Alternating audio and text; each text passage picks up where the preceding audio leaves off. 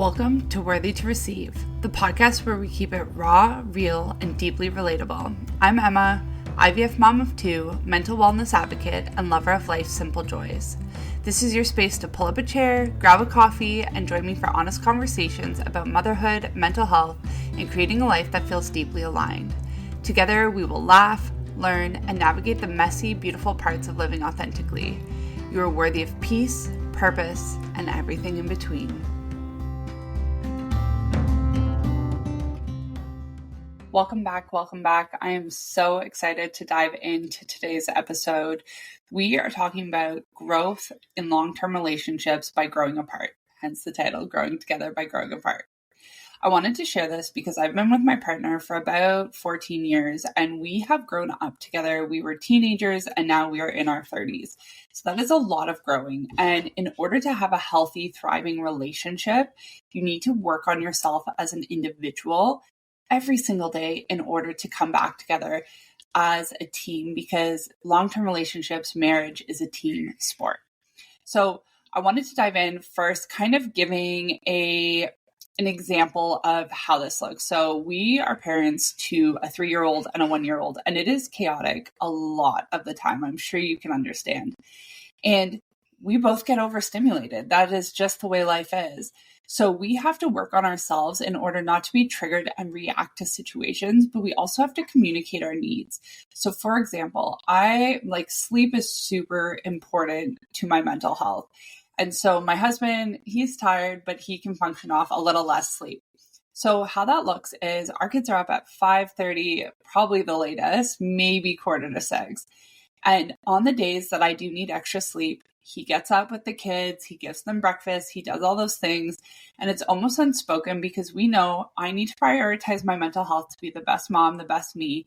And he's able to carry that load for an extra 20 minutes so I can sleep. This is something that is a give and take. So he does this for me. And I make sure that when he comes home from work, he has little things to stress about. And I make dinner or we order, do all those things. It's a give and take, right? So where he needs support in his mental health, I can step up. And where I need support in my mental health, he can step up. We have really had to look at the things that make us tick. And so as an individual, you need to know what triggers you, what exhausts you, what excites you, what brings you joy. And so much of understanding this is self-exploration, really getting to know yourself. And so this can look like exploring hobbies. This can look like journaling, therapy, talking to friends, all these different things, right? And by exploring ourselves as individuals, and we're back. I just had the best coughing fit ever. Not really sure where it came from, but let's keep going. So you have to explore yourself, as I was saying, to be able to come together as a couple, to have hobbies together, to have activities together, to be strong parents together. You really need to know yourself in order to be able to ask for what you need. And it is not our partner's job to intuitively know what we need. It's nice when they can pick it up. But as adults, we need to use our words and ask for what we need.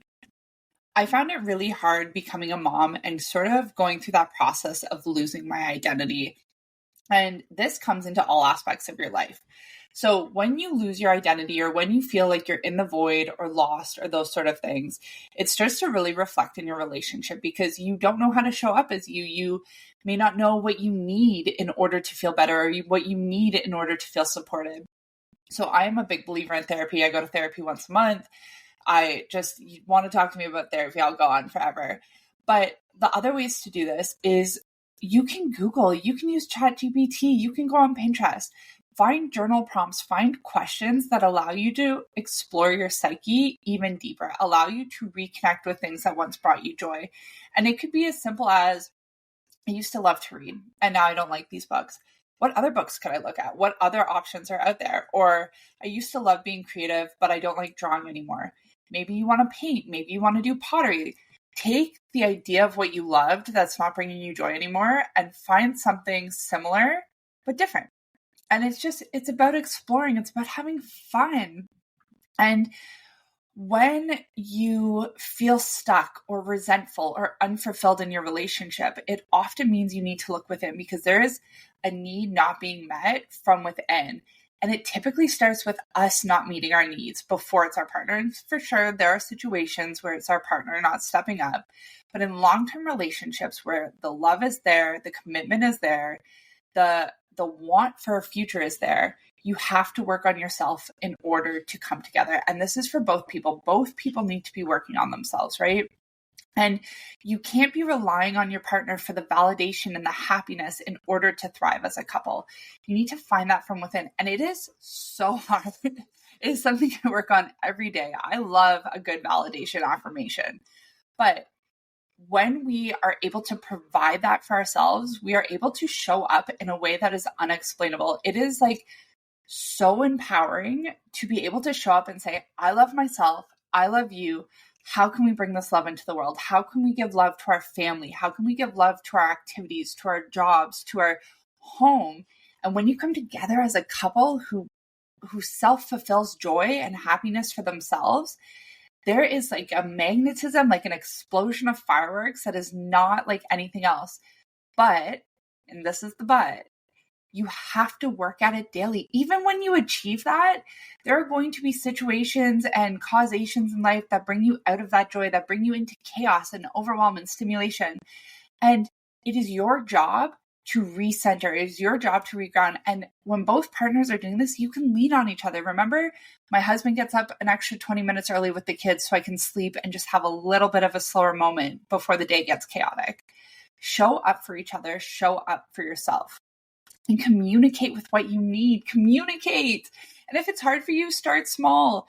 Own it. Call yourself out. The best thing that I do when I'm an over communicator, so that's one thing. But like the best thing you can do is, hey, I'm aware that this validation that I'm looking for isn't something I should need, but I really need it in this moment. Is that perfect? No. Are you communicating fully transparent with your partner so they can see where you're at? Yes. It is a step in the right direction. Just communicate. Just freaking say what you need. But also understand that if you need space or your partner needs space to explore interests or passions or hobbies, allow that to happen. If there is no trust for you and your partner to explore outside of the relationship for hobbies, interests, passions, service, all of those things, then that's a bigger problem. You need to work on your trust before you can even work on anything else, really.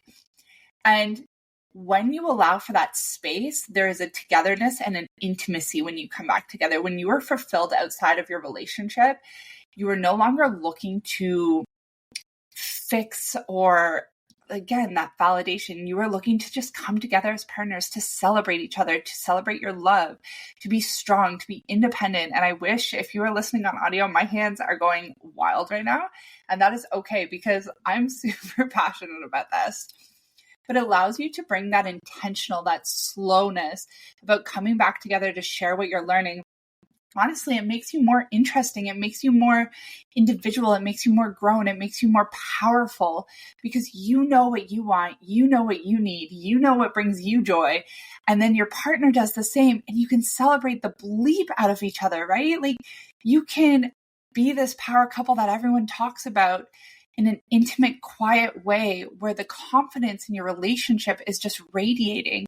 And if you are parents, this pours into your family. When you are a solid team for your children, there is nothing that you can't accomplish. In the chaos, in the wildness of young teenagers, whoever you are parenting, when you are confident and stable as a couple, there is nothing that can get in your way. And it is the best feeling to be able to face diverse situations and come back together. But again, it's a practice, right? It's a practice every single day. And growing as individuals grows your bond, creates empathy, and allows you to just show up as a better you. It is something that if you are looking for a slow, intentional life amidst the chaos that life usually is, this is where you start in your relationship by focusing on you, by grounding into your joy, by communicating what you need, figuring out what you need, and coming back together as a couple. So I want you to reflect on the areas where you might need to grow in this and discuss this with your partner. Talk about what you need. Talk about this episode. Share it with them, right? And I want to ask you, what is one small way you can grow individually to show up fully in your relationship this week? Give it some intention, journal it out, think about it in the car when you're driving, and just give it a try. Thank you so much for joining me today. I can't wait till our next episode and we have another life chat. We'll see. I'm pretty passionate when it comes to this kind of stuff. And I just thank you so much for being here, and we will talk again soon.